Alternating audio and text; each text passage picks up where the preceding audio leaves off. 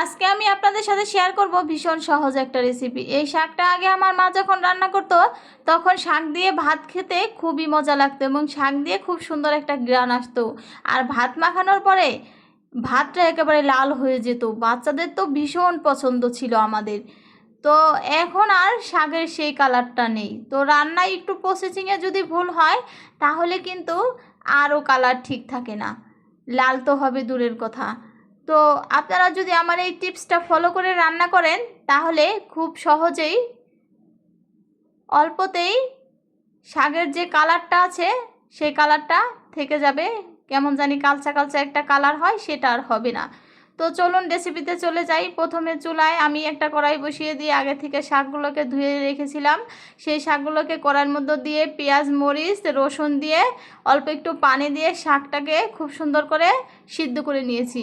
আমি কিন্তু একবারও ঢাকিনি। আপনারা যদি ঢাকনা দিয়ে চুলার মধ্যে জালটা বাড়িয়ে দিয়ে চলে যান তাহলে কিন্তু শাকের কালারটা নষ্ট হয়ে যাবে।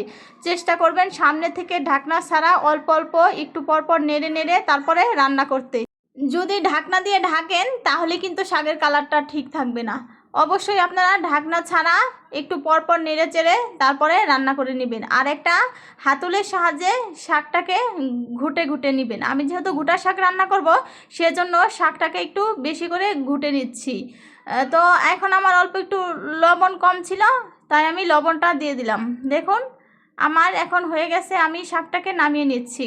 তারপরে কড়াইটাকে অল্প একটু ধুয়ে চুলার মধ্যে তেল দিয়ে কয়েকটা শুকনো মরিচ দিয়ে ভাজা ভাজা করে নিব। শুকনো মরিচটা যখন মোটামুটি ভাজা হয়ে যাবে তখন দিয়ে দেব বেশ কিছু রসুন। রসুনটা একটু বেশি দিবেন যেন শাকের সুন্দর একটা ঘ্রাণ আসে। তো রসুনটা আমার ভাজা ভাজা হয়ে গেছে। এখন আমি শাকগুলোকে ঢেলে দিচ্ছি। শাকগুলো ঢেলে দিয়ে হাতলের সাহায্যে খুব সুন্দর করে শাকটাকে ঘুটে নেব। দেখুন আমি কিন্তু ঘুটে নিচ্ছি। তো শাকটাকে হতে থাক, এখন আমি অল্প একটু সময় চেয়ে নিচ্ছি। আমার ভিডিওটা যদি ইউটিউব থেকে দেখে থাকেন তাহলে সাবস্ক্রাইব করবেন, ফেসবুক থেকে দেখে থাকলে ফলো দিবেন, লাভ রিঅ্যাক্ট করে পাশেই থাকবেন। কোথা থেকে দেখতেছেন কমেন্টে জানাবেন যেন পরবর্তী ভিডিওতে আপনাদেরকে ধন্যবাদ দিতে পারি।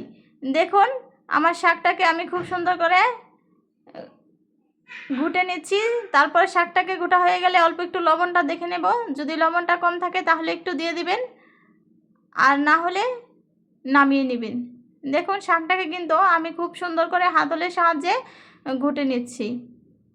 ভিডিওটা দেখতে থাকুন, দেখতে দেখতে ভালো লাগা ভালোবাসা হয়ে যাবে।